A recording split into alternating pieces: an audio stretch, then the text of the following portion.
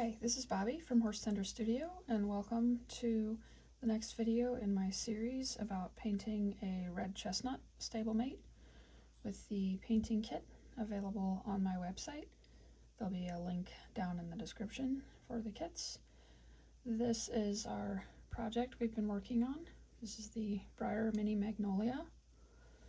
She has had her 3 layers of base coat or base body color, the red chestnut, and then in the last video we did the darker shading.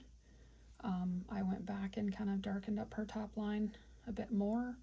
I also did the dark, I was going to say highlights, but lowlights in her mane and tail, and I also did some shading around the joints on her legs. And so she is ready to keep going. She's got kind of a subtle change of color, which is what I like. If you want a more dramatic effect, I think I mentioned in the last video, you can keep going with your dark color. Leave like a transition zone from the body into the dark. So I would start from the top and go down just shy of where it changes there, and you can go fairly dark if you want, or you can bring the whole thing down more for a darker look. But that's where I'm gonna say she's good to go. So our next step will be the pangare, I think you say, basically the highlights and the lighter colored areas that you usually find on the underside of the horse. And real quick, let's go back to our reference images from the last video that we looked at. Bring them in here. This very handsome guy that we're looking at. And you can see, let's see if I can prop this up, like we did the darker top line and all of that. Now we're going to look at these lighter areas. So usually behind the elbow, in the flank, belly, inside of the legs. A lot of times you'll see it up behind the cheek here, the throat area, or maybe around the base of the ears. A lot of times there'll be lighter color around the muzzle. There's a picture of his face. You can see the lighter color kind of above the gray skin tone. So it's always good to just keep an eye on a reference of a real horse to kind of guide you as a reminder. Pictures are from this book here, Horse and Mule Images for Artists, Reference and Inspiration. This book is by Sarah Trigay. Hopefully I'm saying that right. She has a whole series of these books available on Amazon, and I highly recommend them. I also wanted to mention another reference source, which is the Color Formulas and Technique cards. These are by Carol Williams of Rio Rondo. Now the actual book is out of print and has been for some time. It can be really hard to find, and I think when you do find it, it's quite expensive. I want to say $300 or something for the whole book. But I believe Rio Rondo still sells just these cards, and they have like recipes, formulas for all sorts of different colors and various tips. Now these are written for oil paints, but I've adapted them to acrylics over the years, and they were a huge game changer for my work when I got going. And I wanted to specifically look at this card, which is basically like a shading reference.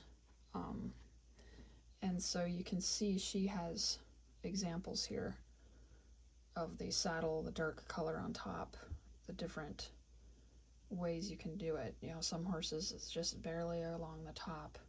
Some horses they're almost all dark. Sometimes their head is dark, sometimes it's not. So these are basic ideas. And then there's that pangare. I don't know how you say it. Pangare? Anyway. Sometimes they're really light underneath, sometimes it's just barely there.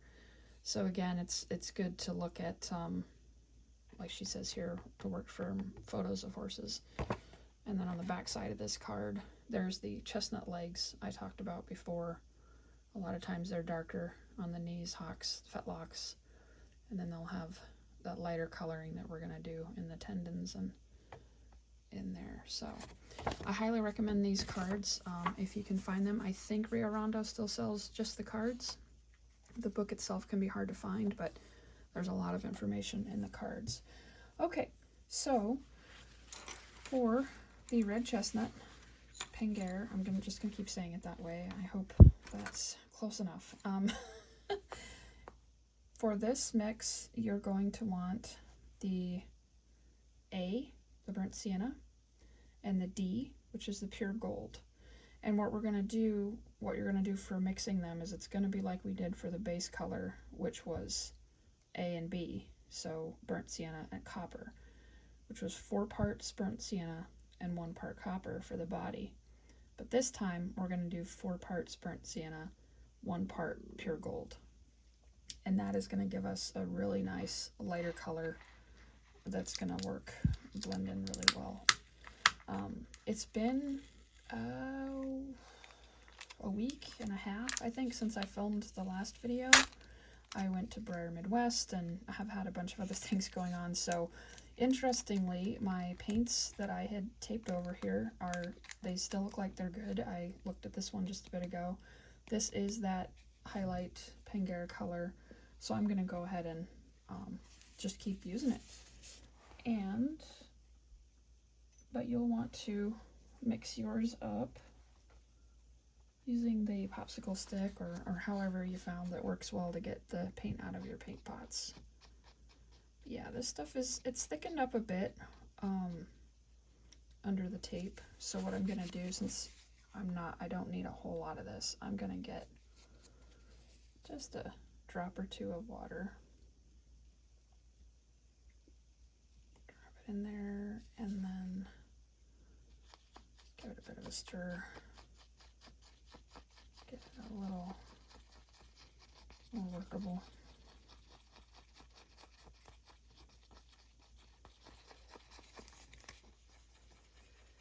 And this is what you probably want to do if you do the trick where you tape over your paint palette and come back to it later. If it's like the same day or the next day, you might not have to do this. It might not dry out very much, but if it's been a week and a half like this, you probably want to add some water to it and get it a little easier to work with. That looks good. Okay. And then for applying this highlight color on the stablemate, you'll want to use your little detail brush. And I tend to start just to have a little bit on the tip. And if you want, you can wipe it off. If you want to start very subtle, you can do kind of what we did with the dark shadow, wipe some of it off. And then I usually start right behind the elbow. I'll go right along the back of the elbow, and then as I'm kind of using up the paint, I'll just use the brush to kind of feather it out into the body color.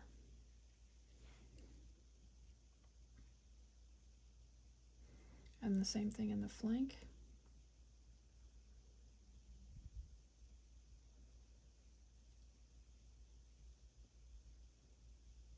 I'll put most of the paint right in that crease of the flank. And then just start working it. Kind of like blending, dry brushing a bit with the brush out into surrounding areas.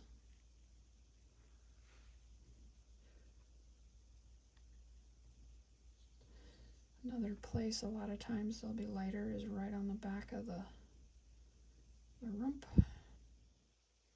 So I might put a line of it down there and then just kind of sweep it back and forth, get it to blend in.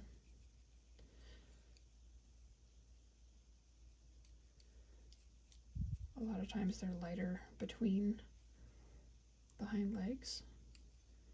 So I got a little too much on there. Might just try to sweep a little bit under there.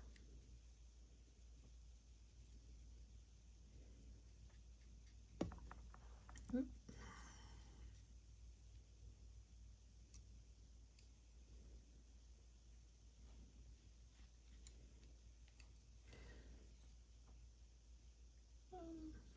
I'll just keep moving on here. I'm gonna put a little bit into the tendon area on the back leg, like the Rio Rondo card I showed. And then a lot of times I'll just, after I lay some in the tendon, I'll just sweep back and forth under the fetlock here in the back of the pastern area. Back and forth to lighten that up a little. We'll do the same thing on the front leg. Right down the back of the tendon. And then just sweep back and forth on the back of the pastern there. Might go back up here, put in a little more.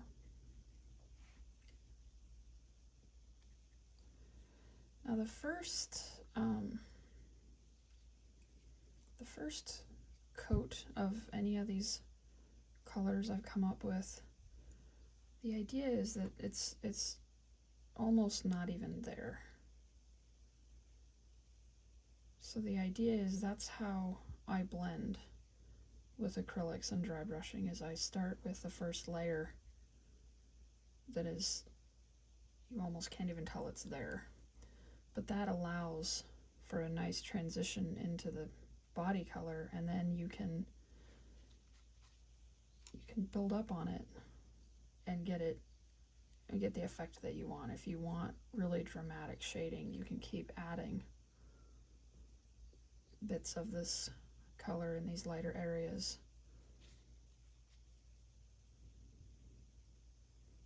Or bits more of the top line darker color.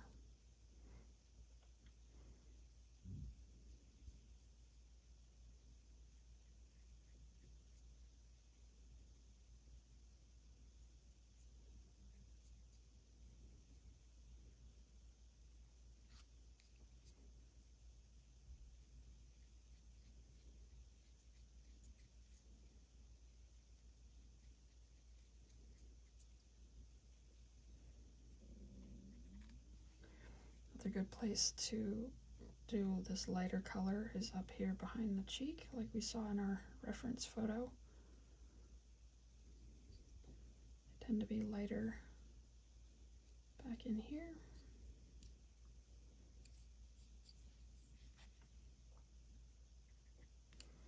Another place that a lot of horses seem to be a lighter color is kind of just around the ear. Like the base of the ear, around the back and the front of the base of the ear. I sometimes use my finger for just blending. It's a thing that I've always done. It's not an official technique, I guess, but it works. And then right in here, right behind the nose, is another good spot to put in some light color normally.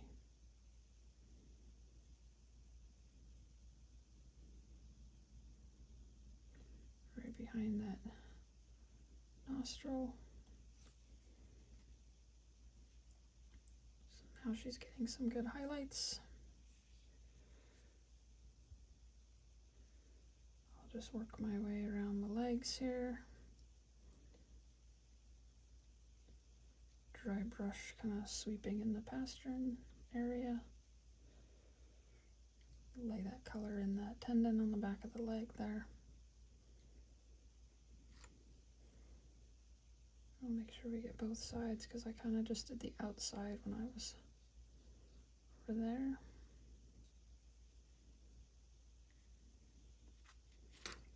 Might do a little more on the inside of the hind leg here.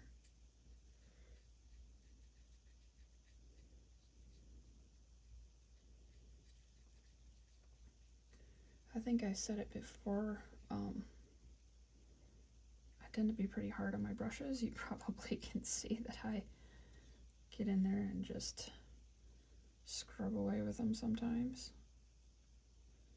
I still have some very cheap Walmart craft brushes that I bought a long time ago that have taken quite a beating, and they are still fine.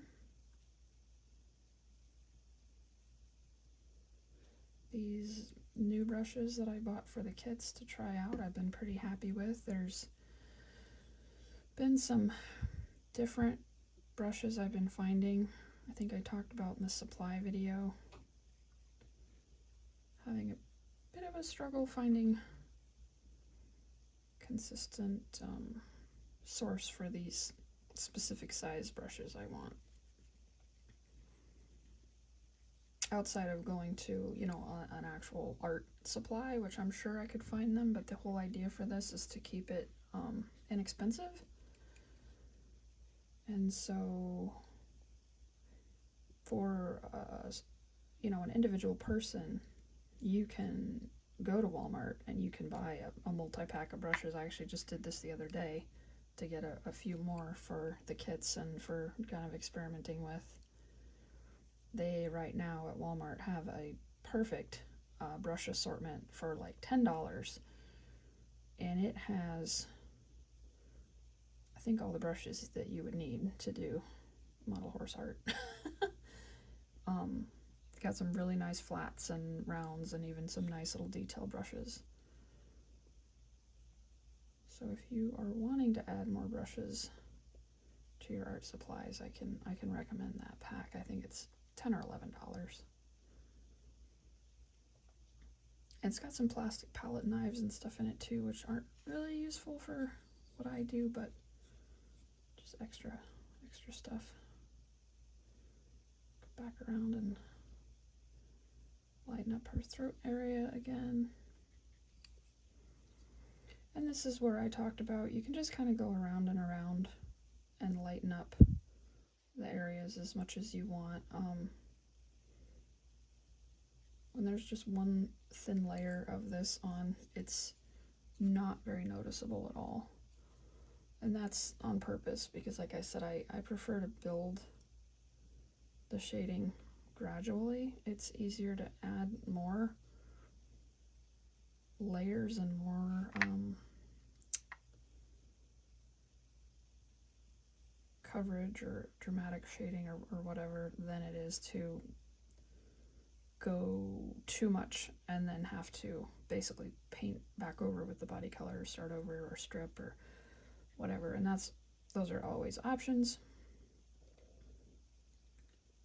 But I like to just start gradually and build. But yeah, I think she's getting there.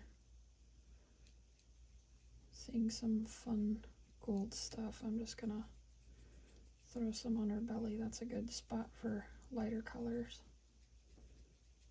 I just kind of scrub it in there.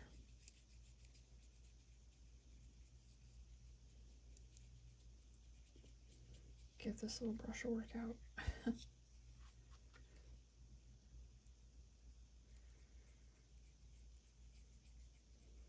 Scrub some highlight into her belly area.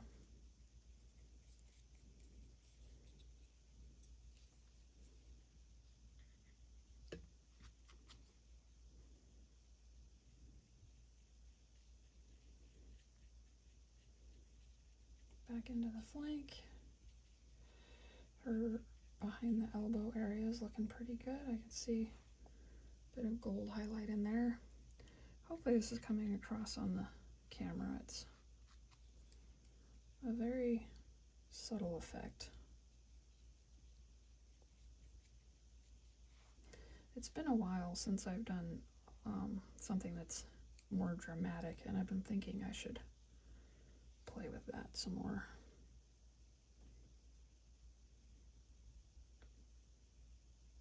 Just gonna lay some of that highlight color behind her nose. Her forelock is kind of covering that light area around that ear. I'm still gonna put a little bit in there.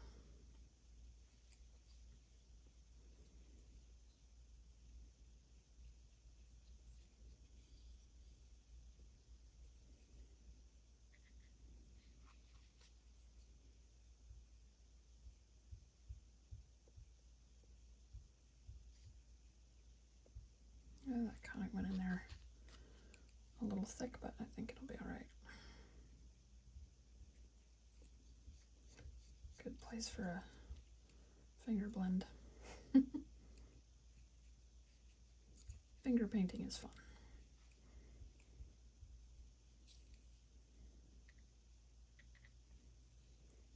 Probably gonna do her legs a bit more. See if we can get a bit more of that gold color to pop in there. Just a little.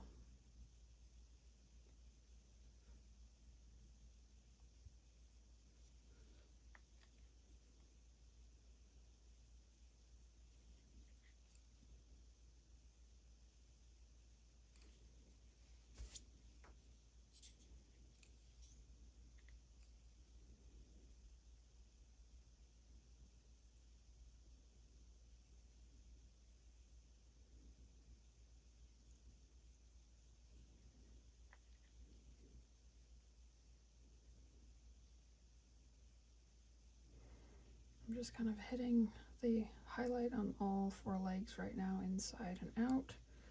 Well, that was a little thick. Another little finger dab in there.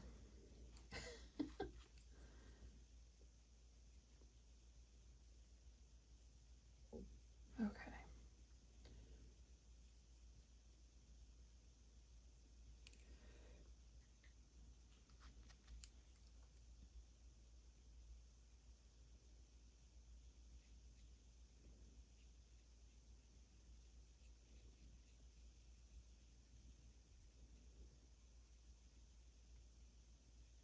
One thing that's interesting is that sometimes the acrylics dry differently than how they look when they're wet. Like I've noticed that with this highlight color mix I came up with, a lot of times when I first put it on, it looks a lot brighter than it actually dries.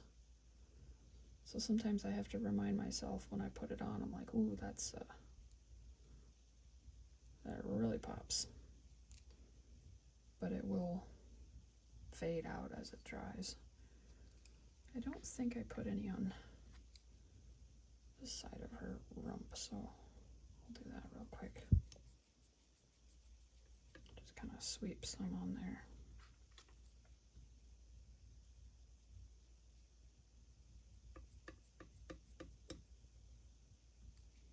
Okay.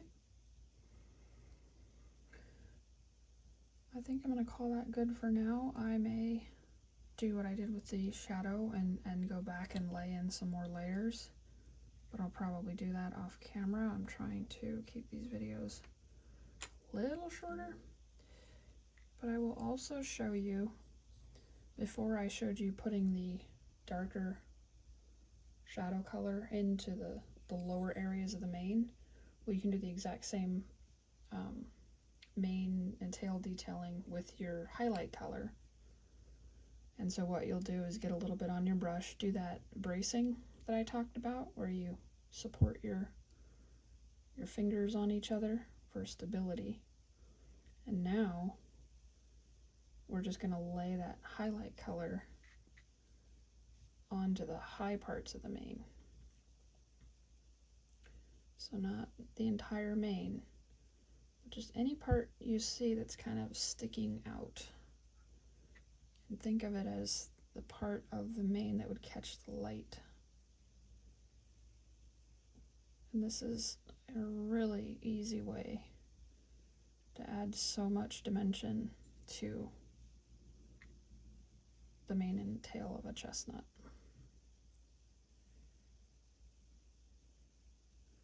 Sometimes people think chestnuts are kind of a boring color, but I find that there's so much you can do to add depth to a chestnut, and detailing the mane and tail is one of my favorite things.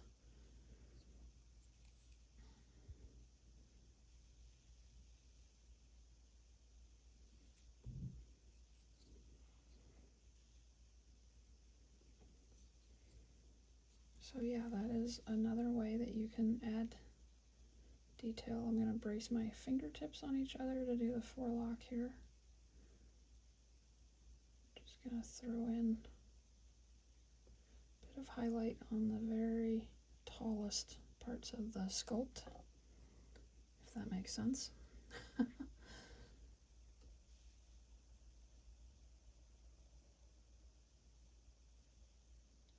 Those tips of hair that are out.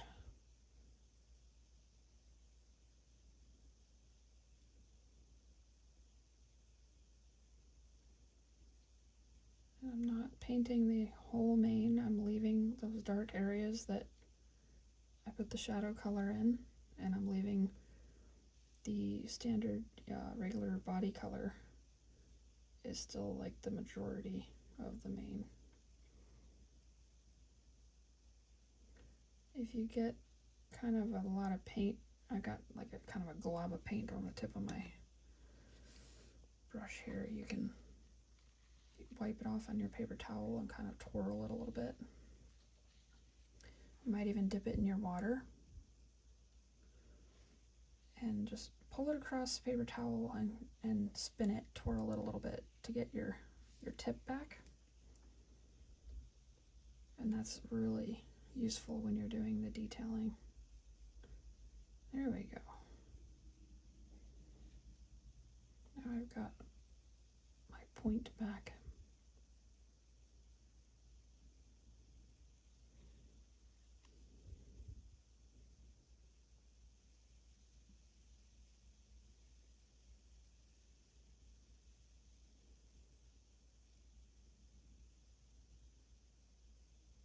There we go.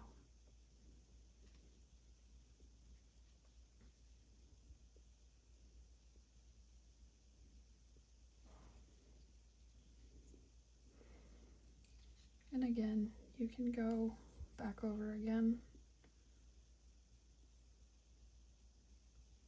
if you want to really make that golden color come out more. I'm just going to do like the very tips of the mane.